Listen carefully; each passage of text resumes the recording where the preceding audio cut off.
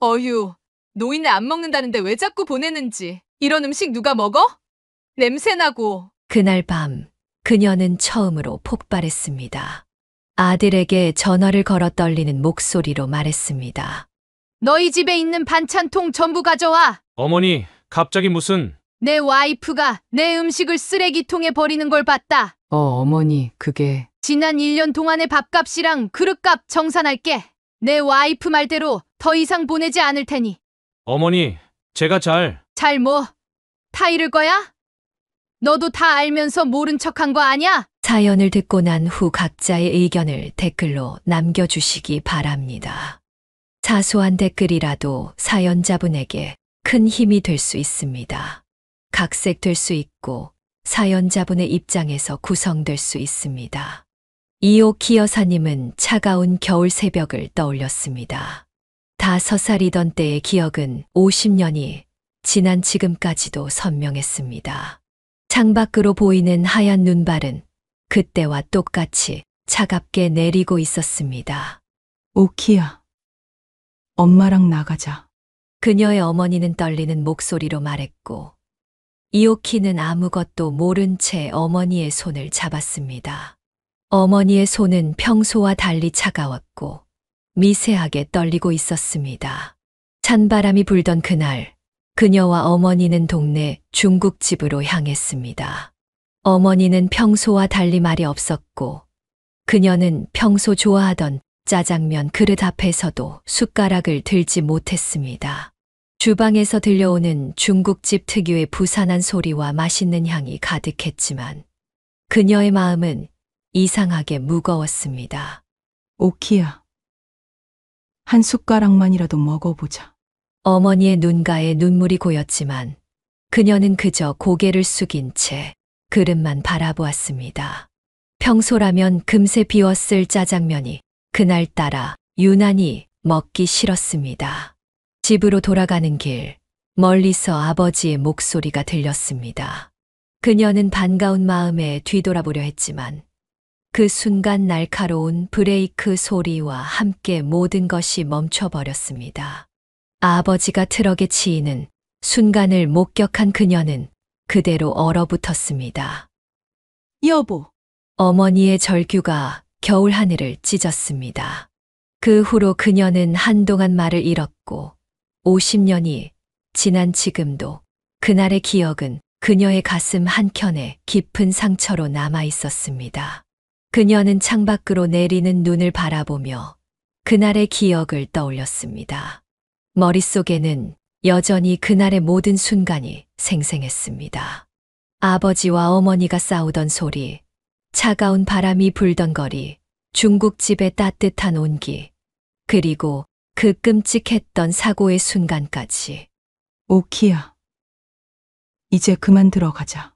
그날 어머니는 그렇게 말했지만 그녀는 그 자리에서 꼼짝도 할 수 없었습니다. 눈앞에서 벌어진 일이 믿기지 않았고 이것이 꿈이기를 바랐습니다. 하지만 현실은 냉혹했고 그날의 비극은 그녀의 인생을 완전히 바꿔놓았습니다. 사고 현장에 모여든 사람들의 웅성거림, 앰뷸런스의 살이른 소리, 경찰들의 분주한 움직임, 모든 것이 혼란스러웠습니다. 그녀는 그저 멍하니 서서 모든 것을 지켜볼 수밖에 없었습니다. 우리 오키, 이제 어떡하면 좋지? 어머니의 흐느낌 소리가 귓가에 맴돌았습니다. 그날 이후 그녀의 집에는 웃음소리가 사라졌고 매일 밤 어머니의 울음소리만이 가득했습니다. 그녀는 학교에서도 말을 하지 않았습니다. 선생님들은 걱정스러운 눈빛으로 그녀를 바라보았고 친구들은 그녀를 이상한 아이 취급했습니다. 하지만 그녀에게는 그 모든 것이 중요하지 않았습니다. 그저 아버지가 돌아오기만을 기다렸습니다. 시간이 흘러 그녀는 조금씩 말을 하기 시작했지만 그날의 기억은 지워지지 않았습니다.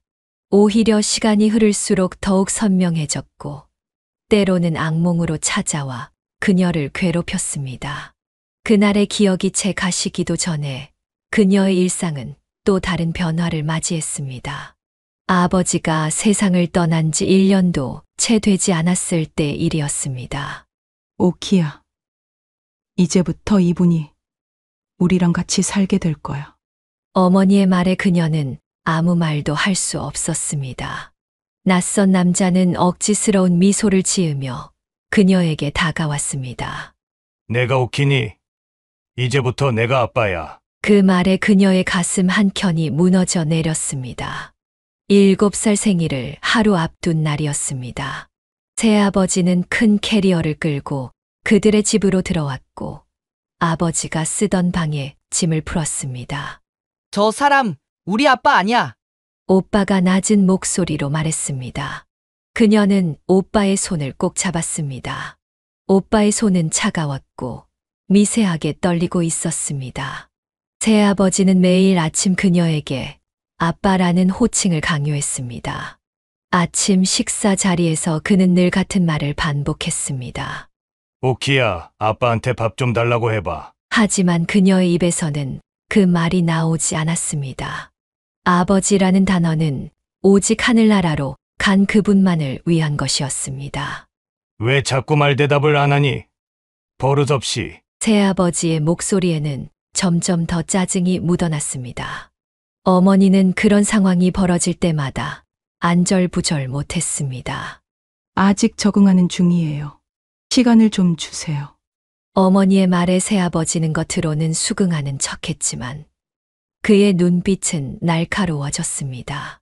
오빠는 더욱 거세게 반항했습니다. 식사 시간에는 일부러 새아버지를 쳐다보지도 않았고 그가 말을 걸면 대답하지 않았습니다. 내가 이러면 엄마가 힘들어 하신다. 새아버지의 말에 오빠는 더욱 화를 냈습니다. 누가 힘들게 만든 건데요? 오빠의 날선 대답에 식탁은 순식간에 얼어붙었습니다. 어머니는 고개를 숙인 채 밥숟가락만 움직였고 새아버지는 젓가락을 세게 내려놓았습니다. 그녀의 방에는 아버지의 사진이 놓여 있었습니다. 매일 밤 그녀는 그 사진을 보며 잠이 들었습니다. 하지만 어느 날 그 사진이 사라졌습니다. 이제 새로운 시작을 해야지. 과거는 잊어야 해. 새아버지의 말에 그녀는 처음으로 울음을 터뜨렸습니다.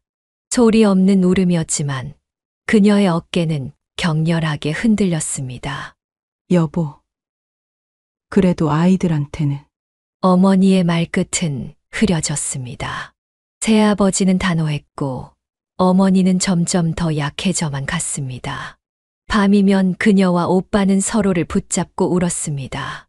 둘만의 시간이 되면 오빠는 아버지 이야기를 해주었고 그녀는 조용히 듣기만 했습니다. 걱정하지 마. 오빠가 꼭 지켜줄게. 오빠의 말에 그녀는 고개를 끄덕였습니다. 하지만 새아버지의 존재감은 날이 갈수록 커져갔고 집안의 공기는 점점 더 무거워졌습니다. 어머니는 새아버지의 편에 서서 그들을 달래려 했지만 그럴수록 오빠의 반감은 커져갔습니다. 식사 시간은 점점 더 침묵 속에서 흘러갔고 가족이라는 단어는 점점 더 멀어져만 갔습니다. 그녀의 7살 생일날 새아버지는 큰 케이크를 사왔습니다. 하지만 그녀는 촛불도 끄지 않았고 케이크도 먹지 않았습니다. 그날 밤 그녀는 꿈에서 진짜 아버지를 만났습니다. 아빠가 보고 싶어요. 꿈속에서 그녀는 마침내 말을 할 수 있었습니다. 하지만 현실에서는 여전히 새아버지 앞에서 입을 다물었고 그것은 그녀만의 작은 저항이었습니다. 시간이 지나고 그녀는 중학교 1학년이 되었습니다. 봄날의 따스한 햇살이 창가에 비치던 어느 날 오빠가 그녀를 옥상으로 불렀습니다. 오키야, 이제는 내가 알아야 할 것 같아. 오빠의 목소리는 평소와 달리 무거웠습니다. 그녀는 오빠의 표정이 심상치 않음을 직감했습니다. 그날 우리가 집을 나온 진짜 이유를 알고 싶어? 그녀의 심장이 빠르게 뛰기 시작했습니다. 옥상에서 불어오는 바람이 갑자기 차갑게 느껴졌습니다. 사실 엄마랑 그 사람은 아빠가 돌아가시기 전부터 만나고 있었어. 그녀는 순간 숨이 멎는 것 같았습니다. 오빠의 말은 계속되었습니다. 그날 아침에 아빠가 그걸 알게 된 거야. 둘이 만나는 걸 직접 봤다더라. 오빠의 목소리가 떨렸습니다. 그녀의 머릿속에서 그날의 기억이 마치 영화처럼 되감기 시작했습니다. 아빠가 엄마한테 따지니까 엄마가 우리를 데리고 도망치듯 나온 거였어. 아빠는 우리를 막으려고 쫓아오신 거고. 그녀의 눈앞이 흐려졌습니다. 어린 시절부터 그토록 궁금했던 진실이 이렇게 끔찍한 모습으로 드러날 줄은 몰랐습니다. 근데 이걸 어떻게 알게 된 거야? 그녀가 겨우 입을 열었습니다. 아빠 친구분이 며칠 전에 찾아오셨어. 그동안 말하지 못했던 걸 이제는 알려줘야 할 것 같다면서. 오빠의 눈에는 분노와 슬픔이 뒤섞여 있었습니다. 그녀는 그제서야 새아버지가 왜 그토록 빨리 그들의 집에 들어왔는지 이해할 수 있었습니다. 그래서 내 생일 전날 이사 온 거구나. 그녀의 목소리가 떨렸습니다. 어머니와 새아버지는 이미 오래전부터 모든 것을 계획하고 있었던 것입니다. 걱정하지 마. 오빠가 있잖아. 오빠는 그녀의 어깨를 감싸 안았습니다. 하지만 그의 손이 떨리는 것을 그녀는 느낄 수 있었습니다. 그녀의 목구멍에서 울음이 터져 나왔습니다. 그동안 참아왔던 모든 감정이 한꺼번에 쏟아져 나왔습니다. 난 알고 있었어. 하지만 내가 너무 어려서 말해주고 싶지 않았어. 오빠의 말에 그녀는 더욱 서럽게 울었습니다. 이제 모든 것이 이해되었습니다. 오빠가 왜 그토록 새아버지를 미워했는지, 왜 늘 어머니를 차갑게 대했는지. 그날 이후 그녀는 집에서 마주치는 모든 것들이 낯설게 느껴졌습니다. 새아버지의 구둣발 소리가 들리면 가슴이 덜컥 내려앉았고, 어머니의 목소리를 들을 때마다 가슴 한켠이 아파왔습니다. 오키야. 요즘 왜 그러니? 학교에서 무슨 일 있었어? 어머니가 걱정스러운 목소리로 물었지만 그녀는 대답하지 않았습니다. 이제 그녀의 침묵은 단순한 트라우마가 아닌 배신에 대한 분노였습니다. 밤이면 그녀는 혼자 울었습니다. 아버지의 마지막 모습이 자꾸만 떠올랐고 그날의 진실은 그녀의 가슴을 더욱 아프게 했습니다. 아빠 정말 미안해요. 그날 제가 그녀는 이불 속에서 흐느꼈습니다. 창밖으로 보이는 달빛이 마치 아버지의 눈물처럼 느껴졌습니다. 이제 그녀는 모든 것을 새로운 시각으로 바라보게 되었고 그동안의 삶이 거짓 위에 세워져 있었다는 사실에 깊은 상처를 받았습니다. 진실을 알게 된 후 그녀의 눈에는 새아버지의 모든 것이 달라 보이기 시작했습니다. 처음에는 미세한 변화였습니다. 식사 시간에 젓가락을 너무 세게 내려놓는다든가, 말할 때 목소리를 필요 이상으로 높인다든가 하는 것들이었습니다. 밥상에서 시끄럽게 떠들지 마라! 어느 날 저녁, 새아버지는 갑자기 밥그릇을 내던졌습니다. 단순히 오빠가 그날 있었던 학교 이야기를 하고 있었을 뿐인데도 말입니다. 여보. 애들 앞에서. 어머니가 말했지만 새아버지의 눈빛은 이미 달라져 있었습니다. 당신도 아이들 버릇을 봐! 내가 이래서 말했잖아! 새아버지의 폭언은 날이 갈수록 심해졌습니다. 사소한 일에도 화를 내기 시작했고, 때로는 위험한 물건을 휘두르기도 했습니다. 내가 이 집 가장이야! 내 말이 법이라고! 어느 날은 칼을 들고 위협하는 일까지 있었습니다. 그날 오빠는 처음으로 새아버지에게 대들었습니다. 지금 뭐 하는 겁니까? 행패 부리지 마세요. 경찰에 신고하기 전에. 오빠의 말에 새아버지는 더욱 격분했습니다. 뭐? 감히 가장한테 너 오늘 잘못 걸렸다! 그는 오빠의 멱살을 잡았고 어머니는 그저 옆에서 울기만 했습니다. 이제 그만해요. 제발. 그녀가 겨우 말을 꺼냈지만 새아버지의 분노는 수그러들지 않았습니다. 내가 뭘 안다고 나서? 너희 둘 다 버릇이 없어! 날이 갈수록 집안의 분위기는 더욱 험악해졌습니다. 오빠는 점점 더 크게 자라났고 새아버지와의 마찰도 잦아졌습니다. 내가 벌어다 주는 돈으로 먹고 자면서 이게 무슨 태도야? 새아버지는 자주 이런 말을 했습니다. 그때마다 오빠의 얼굴은 붉게 달아올랐습니다. 저도 이래서 생활비 내고 있잖아요. 오빠의 반박에 새아버지는 더욱 화를 냈습니다. 때로는 물건을 집어던지기도 했고, 심지어는 오빠를 향해 주먹을 휘두르기도 했습니다. 어머니는 이런 상황에서 늘 새아버지의 편을 들었습니다. 그녀는 그런 어머니의 모습을 보며 가슴이 아팠습니다. 어머니는 그저 한숨만 쉴 뿐이었습니다.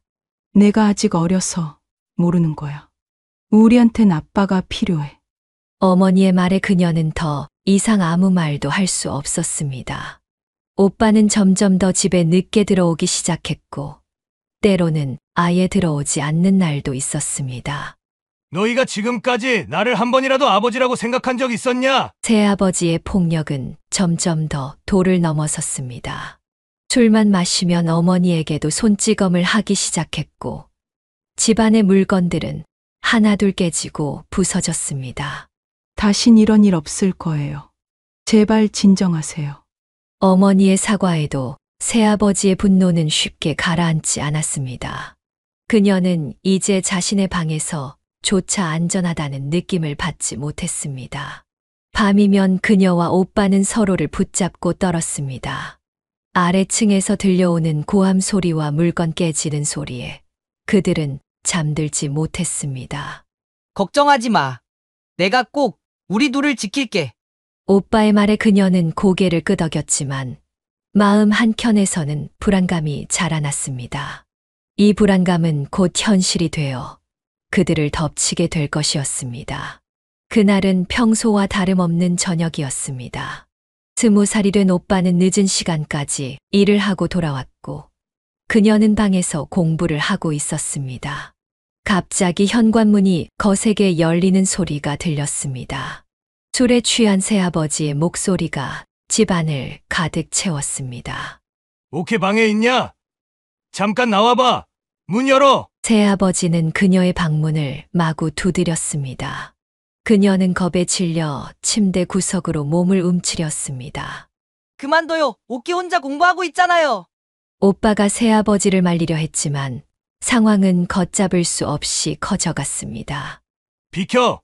내가 직접 확인해봐야겠어. 새아버지는 문고리를 잡아당기기 시작했습니다. 그 순간 오빠가 새아버지의 팔을 잡아챘습니다. 하지 마세요. 다 큰 여자 방에 함부로 들어가도 돼요? 이 버러지 같은 놈이. 새아버지의 주먹이 오빠의 얼굴을 향해 날아갔습니다. 순식간에 거실은 난장판이 되었습니다. 여보, 그만해요. 어머니가 울며 새아버지를 말렸지만 그는 더욱 격분했습니다. 당신 아들이지. 내 아들은 아니야. 버릇없는 놈. 오빠의 입가에서 피가 흘렀습니다. 그러나 그의 눈빛은 더욱 단단해졌습니다. 맞아요. 저 당신 같은 그런 아버지 둔 적 없습니다. 순간 어머니가 오빠의 뺨을 때렸습니다. 이 못된 자식. 새아버지한테 그게 무슨 말버릇이야. 오빠는 어머니를 바라보았습니다. 그의 눈에는 깊은 절망이 서려 있었습니다. 엄마! 그래도 엄만 줄 알았는데. 오빠는 천천히 자신의 방으로 걸어갔습니다. 잠시 후 배낭 하나를 메고 나왔습니다. 어디 가는 거야? 어머니가 다급하게 물었습니다. 나 죽어도 장례식에 오지 마세요. 그 말을 남기고 오빠는 현관문을 열었습니다. 그녀는 오빠를 붙잡고 싶었지만 다리가 움직이지 않았습니다. 오빠, 그녀의 작은 목소리가 현관문 닫히는 소리에 묻혀버렸습니다. 그날 이후 오빠와는 완전히 연락이 끊어졌습니다. 처음 며칠은 오빠가 금방 돌아올 거라고 생각했습니다. 하지만 날이 가고 달이 가도 오빠는 돌아오지 않았습니다. 오빠가 어디로 간 걸까? 매일 밤 그녀는 창밖을 바라보며 오빠를 그리워했습니다. 전화번호도 바뀌었고 친구들도 오빠의 행방을 알지 못했습니다. 새아버지는 마치 아무 일도 없었다는 듯이 평소와 같은 생활을 이어갔고 어머니는 점점 더 깊은 한숨을 내쉬었습니다. 그녀의 방은 이제 더 이상 안전한 피난처가 되지 못했습니다. 오빠라는 든든한 방패막이 사라진 후 그녀는 더욱 작은 목소리로 더욱 조심스럽게 살아갈 수밖에 없었습니다. 그 후로 오빠와는 완전히 연락이 끊어졌습니다. 시간은 모든 것을 씻어내듯 흘러갔습니다. 오빠가 떠난 후 10년이 흐른 어느 봄날, 그녀는 운명처럼 한 남자를 만났습니다. 회사 동료의 소개로 만난 그는 조용하고 따뜻한 사람이었습니다. 제가 이해할 수 없는 게 있더라도 천천히 기다리겠습니다. 처음 만난 자리에서 그가 한 말은 그녀의 마음을 울렸습니다. 그동안 많은 사람들이 그녀의 과거를 캐물었지만 그는 달랐습니다. 말하고 싶을 때 말해주세요. 그때까지 기다릴게요. 그의 배려 깊은 태도에 그녀는 조금씩 마음의 문을 열기 시작했습니다. 어느 날 용기를 내어 자신의 과거를 이야기했고 그는 끝까지 묵묵히 들어주었습니다. 힘들었겠어요. 단순한 위로의 말이었지만 그의 진심 어린 눈빛에 그녀는 눈물을 멈출 수 없었습니다. 결혼하면 따뜻한 가정을 만들어요. 당신이 원하는 그런 집. 그의 청혼은 소박했지만 진실했습니다. 그녀는 망설임 없이 수락했습니다. 결혼식 날 예식장은 따스한 봄볕으로 가득했습니다. 하객들의 축하 속에 그녀는 새로운 삶을 시작하게 되었습니다. 하지만 한 사람의 빈자리가 그녀의 가슴을 아프게 했습니다. 오빠가 왔으면 좋았을 텐데. 어머니의 눈시울이 붉어졌습니다. 결혼식이 끝나고 피로 연장해서 어머니는 그녀의 손을 꼭 잡았습니다. 네, 오빠가 살아는 있는지, 밥은 잘 먹고 다니는지. 어머니의 목소리가 떨렸습니다. 새아버지가 자리를 비운 사이 어머니는 오랜만에 진심을 털어놓았습니다.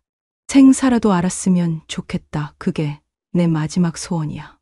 그녀는 어머니를 꼭 안아주었습니다. 둘의 눈에서는 뜨거운 눈물이 흘렀습니다. 걱정 마세요, 어머니. 오빠 분명 잘 지내고 있을 거예요. 신랑은 그런 장모님과 아내를 보며 깊은 한숨을 내쉬었습니다. 그는 조용히 다가와 두 사람의 어깨를 감쌌습니다. 어머님, 저희가 자주 찾아뵐게요. 이제 외로워하지 마세요. 그의 따뜻한 말에 어머니는 고개를 끄덕였습니다. 그렇게 그녀는 새로운 삶을 시작했습니다. 남편은 약속대로 따뜻한 가정을 만들어 주었고, 그녀는 처음으로 진정한 평화를 느낄 수 있었습니다. 여보, 우리 집에 웃음소리가 끊이지 않게 해요. 신혼집으로 들어서던 날, 그녀는 남편에게 부탁했습니다. 남편은 미소를 지으며 고개를 끄덕였습니다. 그래요. 당신이 행복한 게 저의 가장 큰 소원이에요. 평범하지만 따뜻한 새보금자리에서 그녀는 조금씩 과거의 아픔을 치유해 갔습니다. 하지만 가끔 창밖을 바라볼 때면 어딘가에서 잘 지내고 있을 오빠의 모습을 떠올리곤 했습니다. 오빠, 저 이제 행복해요. 오빠도 행복했으면 좋겠어요. 그녀의 속삭임은 봄바람을 타고 멀리 흘러갔습니다. 어쩌면 그 말이 오빠에게도 닿았을지 모릅니다. 그녀에게도 희망이 생겼습니다. 결혼 2년 만에 그녀는 첫 아이를 가졌습니다. 입덧이 심했지만 배 속 아이를 생각하며 하루하루를 버텼습니다. 그리고 마침내 아들이 태어났습니다. 우리 아기 건강하게만 자라다오. 아기를 품에 안은 순간 그녀는 처음으로 어머니의 마음을 이해할 수 있었습니다. 작고 여린 생명이 자신을 전적으로 의지한다는 것. 그것은 기쁨이자 두려움이었습니다. 여보, 울어요? 남편이 걱정스럽게 물었습니다. 그녀는 고개를 저었습니다. 아니에요. 그냥 갑자기 엄마 생각이 나서요. 밤중에 울리는 아기의 울음소리에 일어나면서 그녀는 자신을 키웠을 어머니의 밤들을 떠올렸습니다. 젖병을 데우고 기저귀를 갈면서 그녀는 점점 더 깊이 어머니의 마음을 이해하게 되었습니다. 엄마도 이렇게 나를 키웠겠구나. 아기가 열이 날 때면 가슴이 철렁했고 조금만 늦게 먹여도 미안한 마음에 눈물이 났습니다. 그제서야 그녀는 깨달았습니다. 자식을 향한 사랑이 얼마나 깊은 것인지를. 엄마, 이제 알 것 같아요. 어느 날 아기를 안고 어머니를 찾아갔을 때였습니다. 그녀는 용기를 내어 말을 꺼냈습니다. 뭘 알겠다는 거니? 어머니가 물었습니다. 엄마가 오빠를 얼마나 보고 싶어 하시는지 이제야 조금은 이해할 것 같아요. 어머니의 눈에 눈물이 고였습니다. 그동안 어머니의 오빠를 향한 그리움은 진심이었음을 이제야 그녀는 온전히 이해할 수 있었습니다. 하루라도 내 자식 걱정 안 하고 산 날이 있었겠니? 어머니의 말에 그녀도 눈물이 났습니다. 품에 안긴 아기가 옹알이를 했습니다. 만약에 우리 아이가 나를 떠난다면 그 생각만으로도 가슴이 미어졌습니다. 그제서야 그녀는 어머니가 겪었을 고통을 진정으로 이해했습니다. 엄마, 그동안 많이 힘드셨죠? 어머니는 대답 대신 손자를 받아 안았습니다. 그리고 조용히 말했습니다. 내 오빠가 보고 싶구나. 내 아들. 그날 이후 그녀는 자주 어머니를 찾아갔습니다. 아이를 키우면서 느끼는 기쁨과 걱정을 나누었고, 때로는 함께 울기도 했습니다. 엄마, 제가 너무 몰랐네요. 자식을 키운다는 게 이렇게 힘든 일인 줄. 어머니는 그저 미소 지었습니다. 그래도 너는 좋은 남편이 있잖니. 나는 내 오빠를 혼자 지키지 못했어. 그 말에 그녀는 어머니를 꼭 안아주었습니다. 이제는 이해할 수 있었습니다. 어머니의 선택이 옳았다는 것이 아니라 그 선택 뒤에 숨은 어머니의 아픔과 두려움을. 그녀는 종종 아들을 재우며 오빠 이야기를 들려주었습니다. 비록 아들은 아직 말을 알아듣지 못했지만 그녀는 계속해서 이야기했습니다. 삼촌 참 착한 사람이었어. 엄마를 많이 지켜주었지. 아이를 키우면서 그녀는 매일매일 새로운 감정을 배워갔습니다. 자식을 향한 무한한 사랑, 끝없는 걱정, 그리고 때로는 자신의 부족함에 대한 미안함까지. 엄마의 마음이 이런 거였구나. 이제 그녀는 진정으로 이해했습니다. 어머니의 오빠를 향한 그리움이, 후회가, 미안함이 얼마나 깊은 것이었는지를. 그리고 그 마음은 시간이 흘러도 절대 사라지지 않을 것임을 알았습니다. 세월은 무심하게 흘러갔습니다. 아들이 초등학교에 입학할 무렵 어머니의 건강이 눈에 띄게 나빠지기 시작했습니다. 60을 간 넘긴 나이였지만 어머니의 얼굴에는 이미 깊은 주름이 자리 잡았습니다. 괜찮아. 그냥 몸이 안 좋을 뿐이야. 어머니는 늘 그렇게 말했습니다. 하지만 그녀는 알았습니다. 그것이 단순한 감기가 아니라는 것을. 오빠를 향한 그리움이 어머니의 몸을 서서히 갉아먹고 있다는 것을. 어머니, 저랑 병원에 가보시죠. 그녀가 조심스레 말을 꺼낼 때마다 어머니는 고개를 저었습니다. 아직은 괜찮아. 내 오빠가 돌아올 때까지는. 어머니의 방에는 여전히 오빠의 흔적이 가득했습니다. 고등학교 졸업사진, 어릴 적 신던 운동화, 심지어 마지막으로 입었던 옷까지 그대로였습니다. 여보, 이제 그만 정리하자. 새아버지의 말에도 어머니는 완강했습니다. 안 돼. 우리 아들이 언제 돌아올지 모르는데. 시간이 흐를수록 어머니의 기침은 더욱 심해졌습니다. 병원에서는 폐렴 초기 증상이라며 입원을 권했지만 어머니는 끝까지 버텼습니다. 내가 없으면 우리 아들이 집을 찾아왔다가 그냥 가버릴지도 모르잖아. 그러던 어느 겨울밤 갑자기 어머니의 상태가 급격히 나빠졌습니다. 엄마, 제발 정신 차리세요. 응급실로 실려가는 구급차 안에서 어머니는 계속해서 오빠의 이름을 불렀습니다. 성우야. 우리 성우. 어디 있니? 중환자실에서 보낸 일주일, 어머니는 마지막까지 오빠를 기다렸습니다. 산소 마스크 너머로 희미하게 들리는 어머니의 목소리는 늘 오빠를 찾았습니다. 성호야, 미안해. 엄마가 미안해. 그리고 어느 새벽 어머니는 조용히 숨을 거두었습니다. 마지막 순간까지 오빠의 이름을 부르며 장례식장에는 비가 내렸습니다. 그녀는 어머니의 유품을 정리하면서 작은 노트 하나를 발견했습니다. 그 안에는 매일같이 써내려간 일기가 있었습니다. 오늘도 우리 성호는 오지 않았다. 하지만 괜찮아. 내일은 올 거야. 마지막 페이지에는 떨리는 글씨로 이런 말이 적혀 있었습니다. 성호야. 엄마가 너무 늦게 깨달았구나.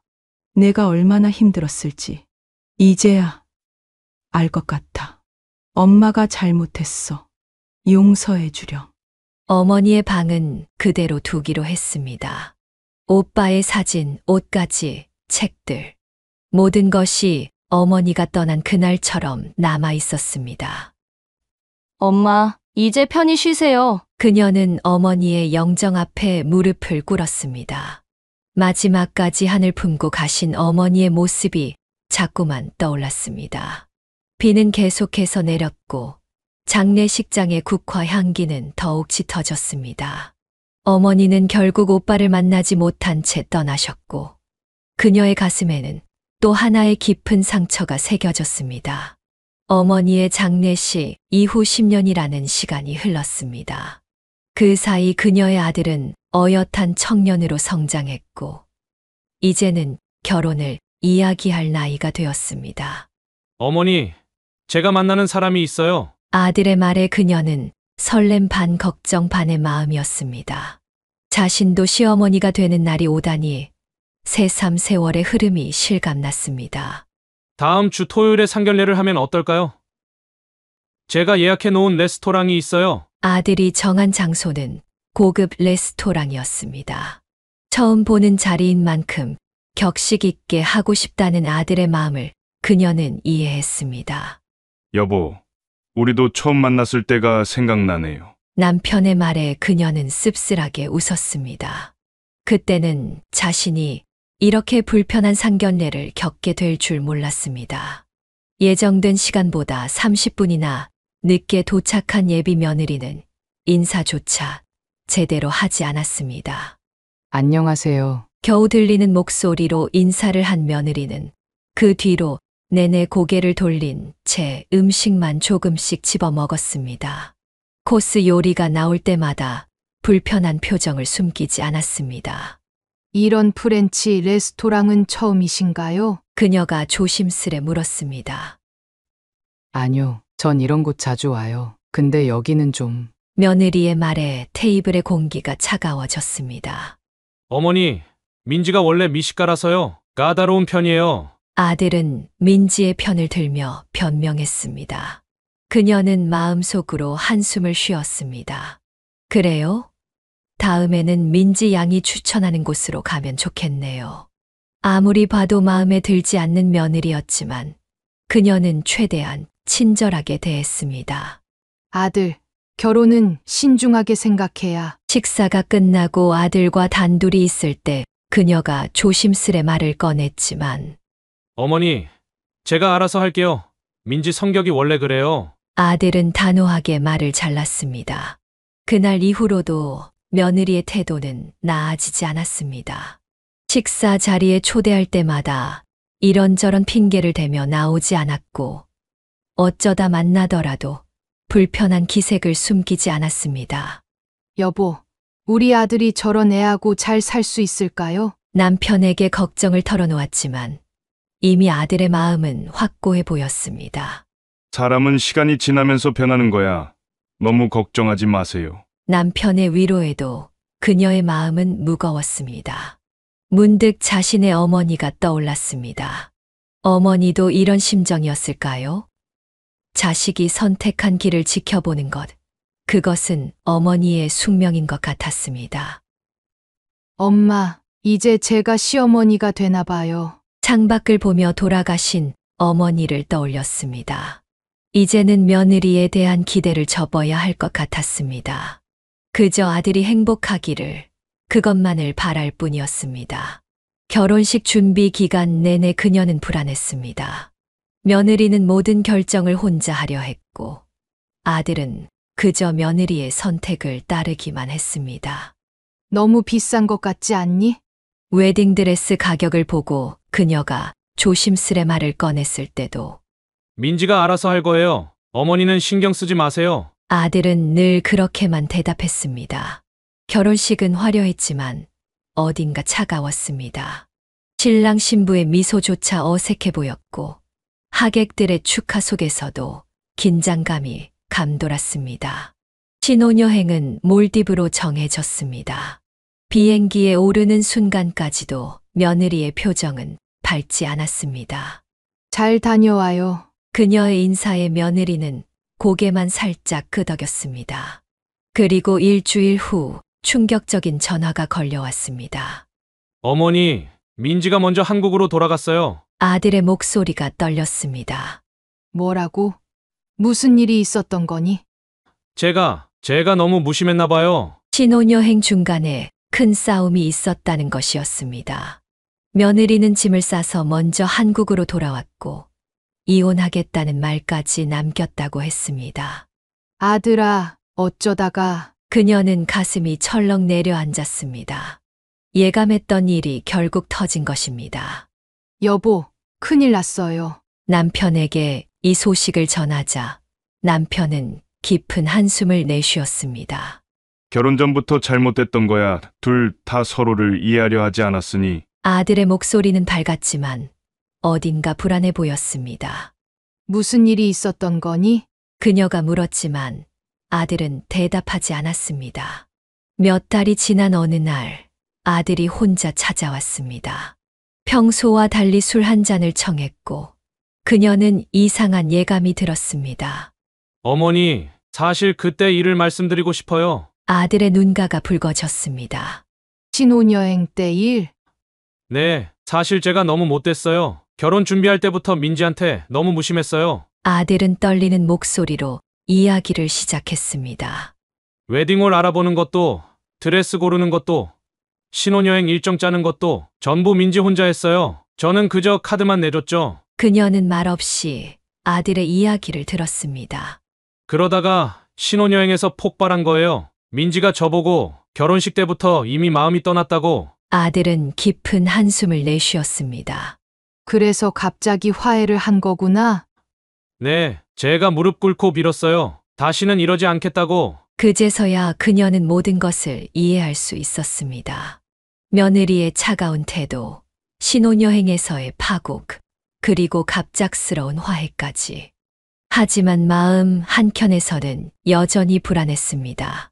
이렇게 시작해서 괜찮을까? 그녀의 걱정은 현실이 되어가고 있었습니다. 겉으로는 화해한 것처럼 보였지만 둘 사이의 골은 더욱 깊어져만 갔습니다.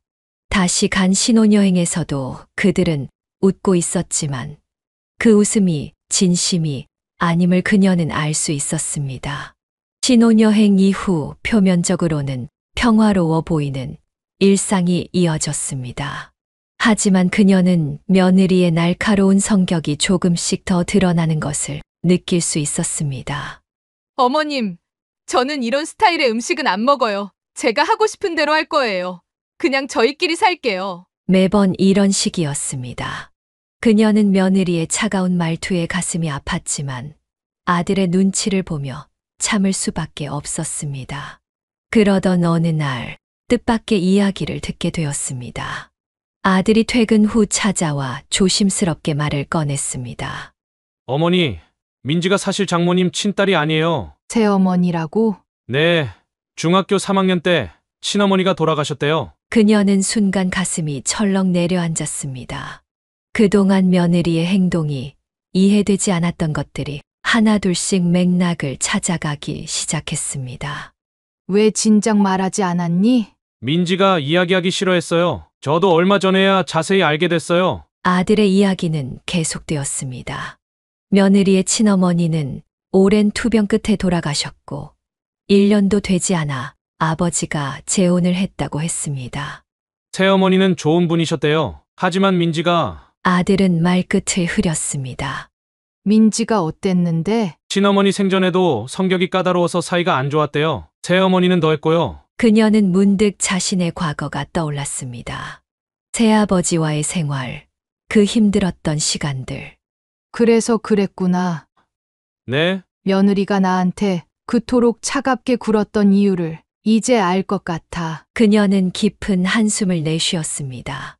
어쩌면 며느리에게 시어머니라는 존재는 또 다른 새어머니처럼 느껴졌을지도 모릅니다. 사실 더 있어요. 아들이 조심스럽게 말을 이었습니다.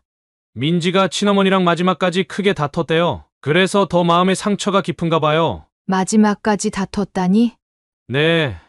어머니가 돌아가시기 전날에도 싸웠대요. 사소한 일로요. 그래서 지금도 그 죄책감에 시달린대요. 그녀의 마음이 무거워졌습니다.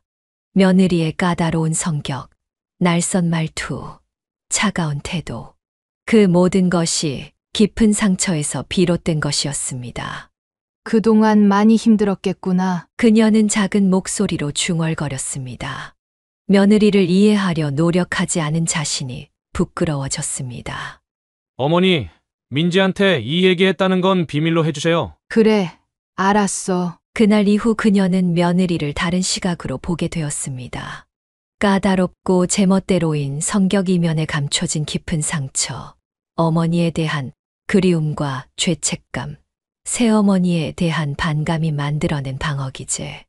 이제라도 며느리의 마음을 열 수 있는 방법을 찾아봐야겠구나. 그녀는 마음을 다잡았습니다. 하지만 그것은 생각보다 쉽지 않았습니다. 며느리의 마음의 문은 여전히 굳게 닫혀 있었고, 그 문을 여는 열쇠를 찾기까지는 더 많은 시간이 필요할 것 같았습니다. 시간이 해결해 주겠지. 남편의 위로에도 그녀의 마음은 무거웠습니다. 자신도 겪었던 상처이기에 며느리의 아픔이 더욱 가슴에 와닿았습니다. 며느리의 아픈 과거를 알게 된 후, 그녀는 더욱 정성을 들여 음식을 준비했습니다. 일주일에 한 번씩 계절에 맞는 반찬을 정성껏 만들어 보냈습니다. 이번엔 분명 좋아하겠지. 하지만 며느리의 반응은 늘 시큰둥했습니다. 그래도 그녀는 포기하지 않았습니다. 어쩌면 이런 정성이 며느리의 마음을 열 수 있지 않을까 하는 희망을 품고 있었습니다. 그날도 평소처럼 반찬을 들고 아들 집을 찾았습니다. 현관 비밀번호를 누르려는 순간 1층 쓰레기 분리수거장에서 며느리가 나오는 모습이 보였습니다. 민지가. 그녀는 반사적으로 몸을 숨겼습니다. 며느리의 손에는 익숙한 반찬통들이 들려 있었습니다. 설마 그녀의 예감은 적중했습니다. 며느리는 아무렇지 않게 반찬통을 열어 음식을 쓰레기통에 버렸습니다. 지난주에 보낸 멸치볶음, 장조림, 김치. 하나도 먹지 않은 채 그대로였습니다. 어휴, 노인네 안 먹는다는데 왜 자꾸 보내는지. 며느리의 작은 투덜거림이 귓가에 꽂혔습니다. 그녀는 그 자리에서 다리에 힘이 풀려 주저앉을 뻔했습니다. 이런 음식 누가 먹어? 냄새나고. 며느리는 빈 반찬통을 씻지도 않은 채 분리수거함에 던져 넣었습니다. 그녀가 일주일 내내 정성 들여 만든 반찬들이 쓰레기와 함께 뒤엉켜 있었습니다. 그날 밤 그녀는 처음으로 폭발했습니다. 아들에게 전화를 걸어 떨리는 목소리로 말했습니다. 너희 집에 있는 반찬통 전부 가져와. 어머니, 갑자기 무슨... 내 와이프가 내 음식을 쓰레기통에 버리는 걸 봤다. 전화 너머로 아들의 숨이 멎는 소리가 들렸습니다. 어머니, 그게... 지난 1년 동안의 밥값이랑 그릇값 정산할게. 내 와이프 말대로 더 이상 보내지 않을 테니. 어머니, 제가 잘 뭐? 다 잃을 거야? 너도 다 알면서 모른 척한 거 아냐? 아들은 말을 잊지 못했습니다. 장보기값, 재료비, 가스값, 전기세, 그릇값까지 다 계산해서 내일 통장으로 보내줄게. 깔끔하게 정리하자. 어머니, 난 쓰레기통에 버릴 음식을 만든 게 아니야. 그녀의 목소리가 떨렸습니다. 내 와이프 친어머니 얘기 듣고 나서 더 정성 들여 만들었어. 며느리의 마음을 열고 싶어서. 하지만 이제 알겠다. 내가 바보였지. 전화를 끊고 그녀는 오열했습니다. 자신의 정성이, 마음이 쓰레기통에 버려지는 것을 본 순간에 충격이 몰려왔습니다. 다음 날 아침 아들이 찾아왔습니다. 그의 손에는 반찬통들이 들려 있었습니다. 어머니가 계산하신 대로 다 보냈어요. 죄송합니다. 아들은 고개를 숙였지만 그녀는 더 이상 아무 말도 하지 않았습니다. 이제 마지막 희망마저 사라졌다는 것을 깨달았기 때문입니다. 이제 와서 미안하다는 말로 될 일이 아니구나. 그녀는 창밖만 바라보았습니다. 바람에 흔들리는 나뭇가지처럼 그녀의 마음도 크게 흔들리고 있었습니다. 며느리와의 사건 이후 그녀의 일상은 더욱 공허해졌습니다. 매주 정성스레 반찬을 만들던 시간이 사라지자 마음 한켠이 텅 비어버린 것만 같았습니다. 문득 돌아가신 어머니가 떠올랐습니다. 홀로 있을 때면 그녀는 자주 오빠를 생각했습니다. 가끔은 길을 지나는 중년 남성의 뒷모습에서 오빠를 찾기도 했습니다. 그러던 어느 날 예상치 못한 전화가 걸려왔습니다. 혹시 이오키 씨 되십니까? 낯선 목소리였지만 어딘가 묘하게 친숙했습니다. 네. 그런데 누구시죠? 잠시 침묵이 흘렀습니다. 그리고 이어진 한마디에 그녀는 수화기를 떨어뜨릴 뻔했습니다. 오키야, 나 성호야. 그녀의 눈에서 눈물이 흘러내렸습니다. 30년 만에 듣는 오빠의 목소리였습니다. 오빠. 그래, 나야. 많이 놀랐지? 떨리는 목소리로 그들은 만날 약속을 잡았습니다. 그녀는 약속 시간보다 1시간이나 일찍 도착했습니다. 현관의 검은색 고급 세단이 멈추었고 한 중년 신사가 내렸습니다. 서류 가방을 든 모습이 마치 외국 영화에 나올 법한 사업가 같았습니다. 오키야. 그 순간 그녀는 알았습니다. 세월의 흔적이 깊게 패인 얼굴이었지만 분명 오빠였습니다. 오빠, 정말 오빠 맞아요? 둘은 한동안 말없이 서로를 바라보았습니다. 30년이라는 세월이 주마등처럼 스쳐 지나갔습니다. 그래, 오키 나 맞아. 오빠는 자신의 이야기를 들려주었습니다. 집을 나간 후 미국으로 건너가 양부모를 만났고 그들의 양자가 되어 이름도 바꾸었다고 했습니다. 처음엔 접시닦기부터 시작했어. 하지만 양부모님이 대학까지 보내주셨고 열심히 공부했고 사업도 시작했어. 그동안 왜 연락도 없었어요? 그녀의 목소리가 떨렸습니다. 미안해, 처음엔 너무 화가 나서. 그 다음엔 부끄러워서 시간이 지날수록 더 연락하기가 어려워졌어. 오빠의 눈에도 눈물이 고였습니다. 엄마는 돌아가실 때까지 오빠를 기다리셨어요. 그 말에 오빠는 고개를 숙였습니다. 긴 침묵이 이어졌습니다.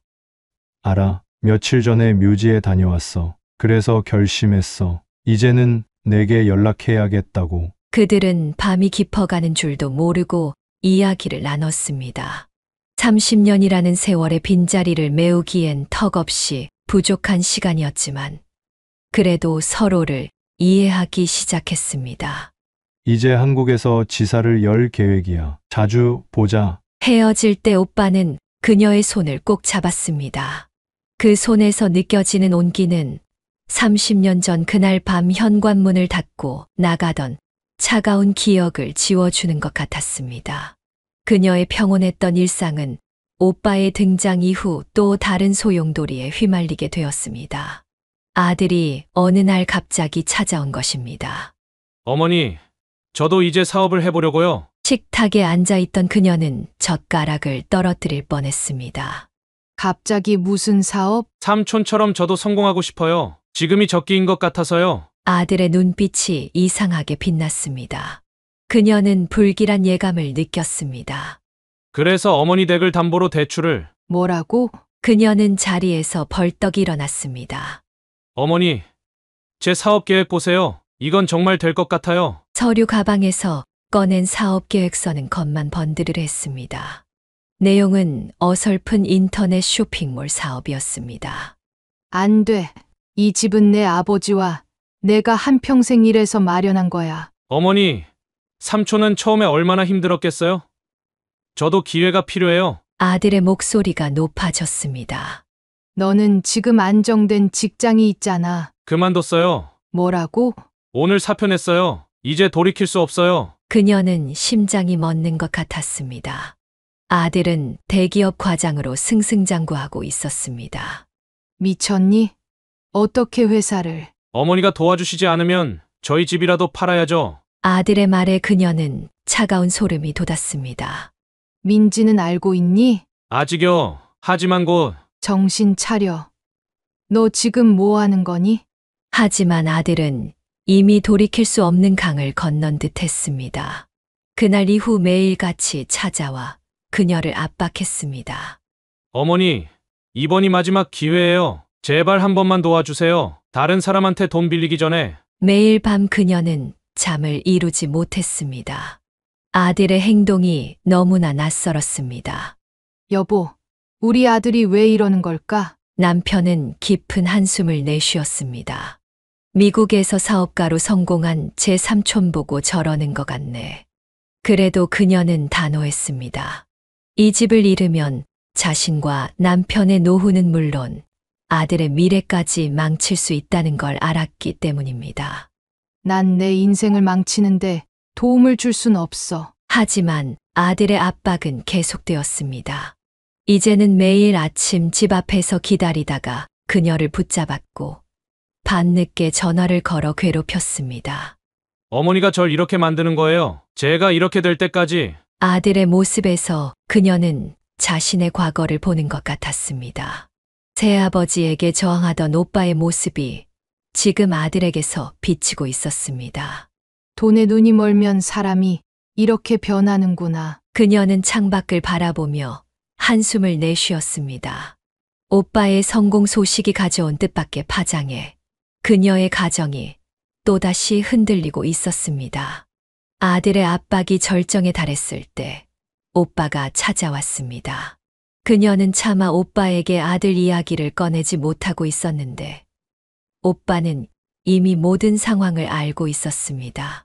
오키야, 내가 한번 만나볼게. 오빠, 조카가 이렇게 된 것도 내 책임이 있어. 내가 돌아오면서 불필요한 욕심을 심어준 것 같아. 다음 날 오빠는 아들과 단둘이 만났습니다. 3시간이 넘는 긴 대화가 이어졌다고 합니다. 삼촌, 저는 정말 사업이. 그래, 내 열정은 이해해. 하지만 지금은 때가 아니야. 오빠는 자신의 실패 경험을 들려주었습니다.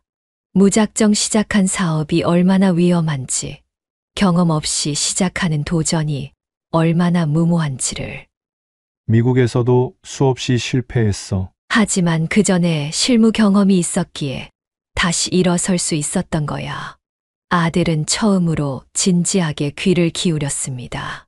내가 좋은 자리를 알아봤어. 내가 아는 회사 지사에. 하지만 삼촌, 내가 원하는 건 성공이잖아? 그 성공을 위한 가장 확실한 길을 보여줄게. 오빠의 제안은 명확했습니다. 과장급 포지션, 연봉도 이전 직장보다 훨씬 좋았습니다. 3년만 배워봐. 그동안 내가 정말 사업가의 자질이 있는지 스스로 깨달을 수 있을 거야. 아들은 처음으로 고개를 숙였습니다. 죄송합니다. 제가 너무 어리석었네요. 그날 저녁 아들이 그녀를 찾아왔습니다. 어머니, 정말 죄송합니다. 제가 미쳤었나 봐요. 아들의 눈에는 진심 어린 후회가 담겨 있었습니다. 이제 정신 차린 거니? 네, 삼촌 말씀을 듣고 보니 제가 얼마나 무모했는지 알겠어요. 새로운 회사에서 아들은 전과 다른 모습을 보였습니다. 야근도 마다하지 않았고 주말에도 자발적으로 공부를 했습니다. 어머니, 이제야 제가 얼마나 부족했는지 알겠어요. 실무가 이렇게 어려운 줄 몰랐어요. 한 달이 지나고 2달이 지나면서 아들의 목소리에는 자신감이 실렸습니다. 이제는 무모한 도전이 아닌 진정한 성장을 위한 열정이 느껴졌습니다. 여보, 우리 아들 많이 달라졌죠? 남편은 미소를 지으며 고개를 끄덕였습니다. 역시 사람은 제자리를 찾아야 해요. 그녀는 문득 오빠가 고마웠습니다. 위기의 순간에 나타나 아들을 올바른 길로 이끌어준 것이 어쩌면 이것이 30년 만에 재회가 가져다 준 가장 큰 선물인지도 모르겠다고 생각했습니다. 오빠, 고마워요. 전화기 너머로 오빠는 웃음을 지었습니다. 가족이잖아. 그 한마디에 그녀의 눈시울이 붉어졌습니다. 이제야 진정한 가족의 의미를 되찾은 것 같았습니다. 안정을 찾아가는 듯했던 아들의 변화는 그리 오래 가지 않았습니다. 입사 6개월이 지나자 그의 목소리에 다시 조급함이 묻어나기 시작했습니다. 어머니, 삼촌 좀 만나 뵈어야 하지 않을까요? 주말 저녁 아들은 평소와 다르게 와인을 들고 찾아왔습니다. 갑자기 왜? 제가 이제 이 자리에서 할 수 있는 건 다 배운 것 같아서요. 그녀는 순간 숨이 멎는 것 같았습니다. 아들의 눈빛이 예전으로 돌아가고 있었습니다. 6개월 만에 무슨 소리니? 어머니, 제 능력이면 지금보다 더 높은 자리로 갈 수 있어요. 삼촌이 한마디만 해주시면. 아들의 말에 그녀는 깊은 한숨을 내쉬었습니다. 너 또 시작하는 거니? 어머니, 이번엔 달라요. 제가 얼마나 열심히 일했는지 아시잖아요. 매일같이 아들은 그녀를 찾아왔습니다. 처음에는 부드럽게 말을 꺼내다가 점점 노골적으로 요구하기 시작했습니다. 어머니가 삼촌한테 전화 한 통만 하면 되는 일이잖아요. 다른 팀장들은 벌써 2번씩 승진했대요. 저만 이러고 있어야 해요. 급기야 아들은 매일 아침 그녀의 집 앞에서 기다리기 시작했습니다. 마치 몇 개월 전 사업 자금을 요구하던 때와 같은 모습이었습니다. 여보, 우리 아들이 또 남편은 말을 잇지 못했습니다. 겨우 안정을 찾았다고 생각했는데 이번에는 승진 욕심이 아들을 삼켜버린 것 같았습니다. 어머니, 이번 주말에 삼촌 뵙는다면서요.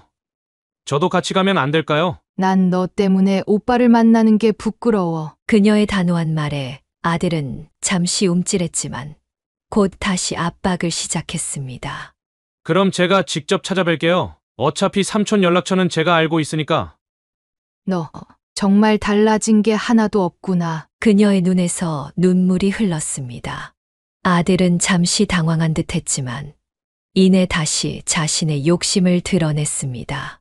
어머니, 저는 그냥 기회를 잡으려는 것뿐이에요. 이게 뭐가 잘못된 거죠? 내가 지금 하는 행동이 얼마나 이기적인지 모르는 거니? 아들은 대답 대신 자리에서 일어났습니다. 알았어요. 어머니가 도와주지 않으시면 제가 직접 해결하죠. 문을 쾅 닫고 나가는 아들의 뒷모습을 보며 그녀는 깊은 한숨을 내쉬었습니다. 돈에 대한 욕심이 이제는 권력에 대한 욕심으로 변해 그를 서서히 망가뜨리고 있었습니다. 오빠, 어떡하면 좋지? 그녀는 창밖을 바라보며 중얼거렸습니다. 아들의 욕심이 결국 어떤 결과를 가져올지 그녀는 이미 예감하고 있었습니다. 결국 아들은 오빠를 직접 찾아갔습니다. 그녀는 그 일이 있고 나서야 전후 사정을 알게 되었습니다. 어머니, 삼촌을 만났어요. 아들의 표정이 어둡고 창백했습니다. 그녀는 직감적으로 무언가 큰일이 있었음을 깨달았습니다. 무슨 일이 있었니? 삼촌이. 아들은 말을 잇지 못했습니다. 그때 그녀의 휴대폰이 울렸습니다. 오빠였습니다. 오키야, 내 아들이 찾아왔더구나. 오빠, 무슨 일이? 이제는 말해줘야 할 것 같아. 사실 내가 그 아이가 다니는 회사의 소유주야. 그녀는 순간 숨이 멎는 것 같았습니다. 뭐라고요? 내가 아는 회사가 아니라 그 회사 대표가 나라고. 오빠는 차분한 목소리로 설명을 이어갔습니다. 아들의 취직도 처음부터 계획된 것이었다고 했습니다. 그 애가 무모하게 사업을 시작하려는 걸 보고 안타까웠어. 그래서 우리 회사에서 실무를 배우게 하고 싶었지. 그래서 특별 채용이었어. 하지만 그 애의 욕심이 점점 커지는 게 보여서 걱정이었어. 오빠는 아들과의 만남을 자세히 들려주었습니다. 삼촌, 제가 팀장 자리를. 너는 아직도 욕심밖에 모르는구나. 네? 내가 이 회사에 들어온 것부터가 특혜였어. 수많은 경쟁자들을 제치고 내 삼촌, 아니, 내가 회사 소유주이기 때문에 가능했던 일이야. 아들은 그 자리에서 얼어붙었다고 합니다. 하지만 넌 그걸 당연하게 여기고 더 많은 것을 요구하고 있어. 이게 내 실력이라고 생각하니? 오빠의 날카로운 질책이 이어졌습니다. 6개월 만에 승진? 말이 될 거라고 생각했어? 다른 직원들은 몇 년씩 노력해서 얻은 자리야. 넌 그들의 노력을 무시하고 혈연 관계를 이용하려 했어. 아들은 한마디도 하지 못했다고 합니다. 이제 선택해. 진짜 실력을 쌓을 거야. 아니면 지금 당장 사표를 쓸 거야? 오빠의 단호한 태도에 아들은 결국 고개를 숙였다고 했습니다. 죄송합니다. 앞으로는 내 어머니에게 이런 부탁 절대 하지 마. 내가 얼마나 어머니를 괴롭혔는지 알아? 전화를 끊고 나서 그녀는 오랫동안 생각에 잠겼습니다. 오빠의 진심 어린 조치가 고마우면서도 한편으로는 아들이 걱정되었습니다. 어머니, 아들이 다시 찾아왔을 때 그의 눈에는 진정한 후회의 빛이 깃들어 있었습니다. 이제 알겠어요. 제가 얼마나 부끄러운 행동을 했는지. 그날 이후 아들은 정말로 변했습니다. 더 이상의 욕심을 부리지 않았고 묵묵히 자신의 자리에서 최선을 다했습니다. 오빠의 가혹하지만 진심 어린 훈계가 아들을 진정한 어른으로 만드는 계기가 된 것 같았습니다. 회사 소유주가 오빠라는 사실이 밝혀진 후 아들 부부의 태도는 180도 달라졌습니다. 어느 날 갑자기 며느리가 먼저 전화를 걸어왔습니다. 어머님, 이번 주말에 시간 괜찮으세요? 그녀는 며느리의 다정한 목소리에 순간 전화기를 의심했습니다. 이번에 강화도에 좋은 민박집을 알아놨는데 부모님이랑 같이 가면 좋을 것 같아서요. 갑작스러운 변화였습니다. 평소 반찬도 거들떠보지 않던 며느리가 이제는 매주 전화를 하고 주말이면 어김없이 찾아왔습니다. 어머님, 이거 제가 좋아하는 화장품인데 어머님도 좋아하실 것 같아서. 아버님, 이거 어르신들께 좋다는 건강식품이에요. 아들도 달라졌습니다. 퇴근길에 자주 들르더니 이제는 주말마다 여행을 제안했습니다. 어머니, 이번 주말에는 양평 가실래요? 공기도 좋고. 아버지, 저번에 말씀하신 그 등산 한번 가보시죠. 그녀는 이런 변화가 달갑지만은 않았습니다. 오빠의 존재를 알고 난 뒤에 급작스러운 변화라니 그 진정성이 의심스러웠습니다. 이것들이 너무 뻔뻔하네. 남편도 같은 생각이었는지 깊은 한숨을 내쉬었습니다. 돈이면 다 된다고 생각하나 봐. 하지만 아들 부부의 공세는 계속되었습니다.